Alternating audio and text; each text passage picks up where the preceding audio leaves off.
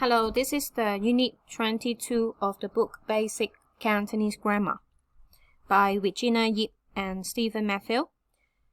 The topic is word order and topicalization.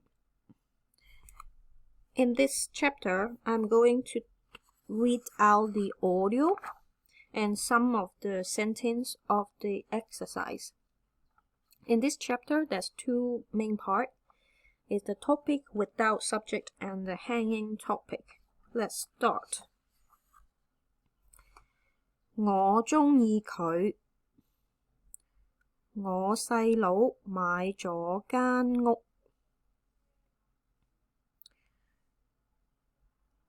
呢個人我見過。普通話我識少少。份報紙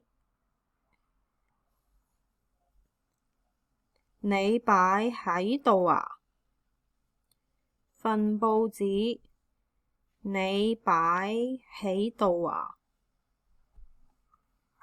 Page 116 116頁。蘋果我鍾意食。錢我可以畀你。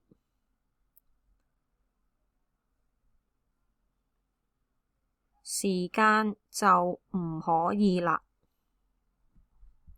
錢我可以畀你。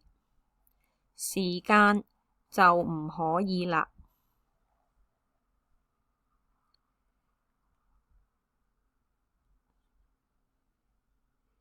地鐵我坐過，電車就未。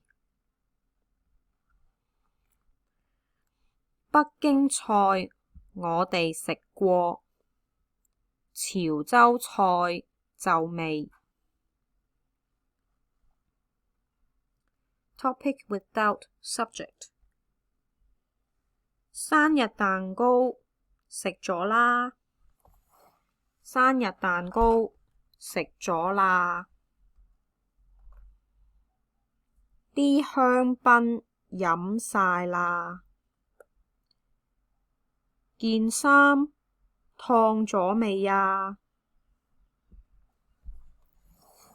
Page 117 117頁。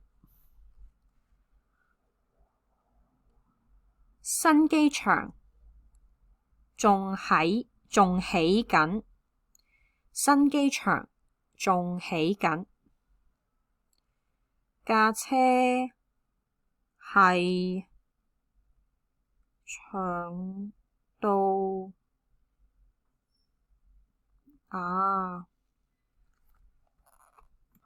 架車喺廠度整緊。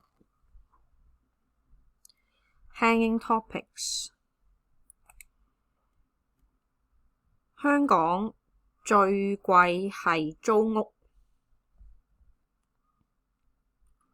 夏天我鍾意游水。上海我有朋友，北京就冇。咁多記者最叻係佢。咁多記者最叻係佢。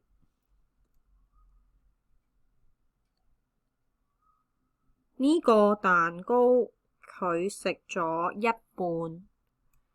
呢個蛋糕佢食咗一半。10個學生有9個可以入大學。10個學生有9個可以入大學。Page 118 118頁。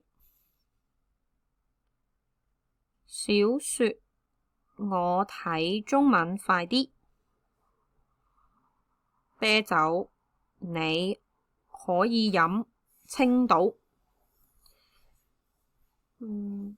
廣東歌我鍾意聽王菲。That's the name of a famous singer. Exercise 2.1. We are just going to read some of the sentence. Example.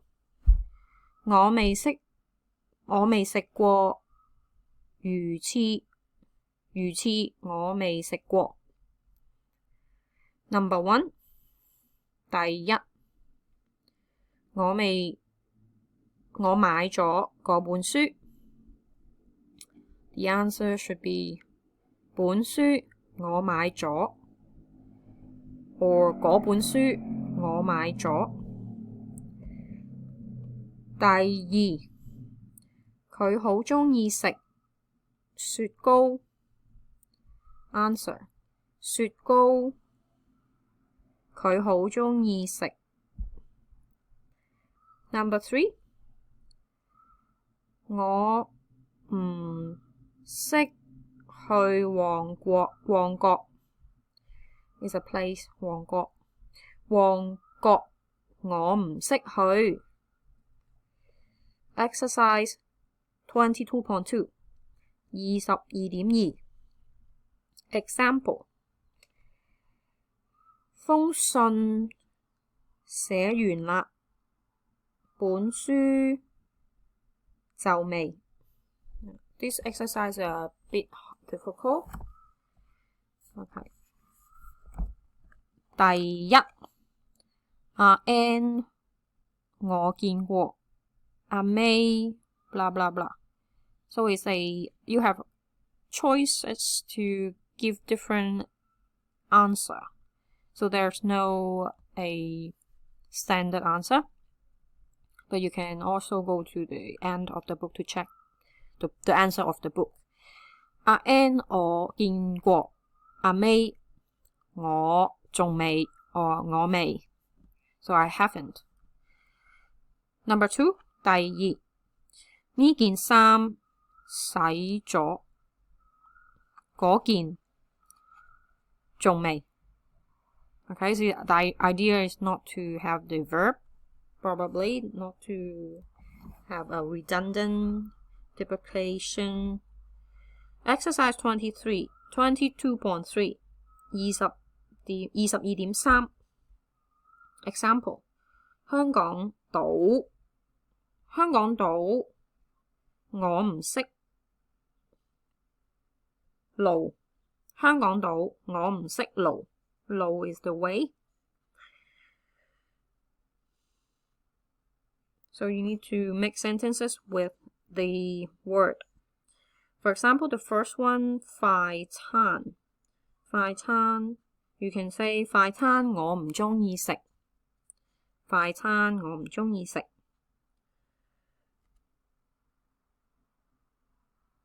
Number 2.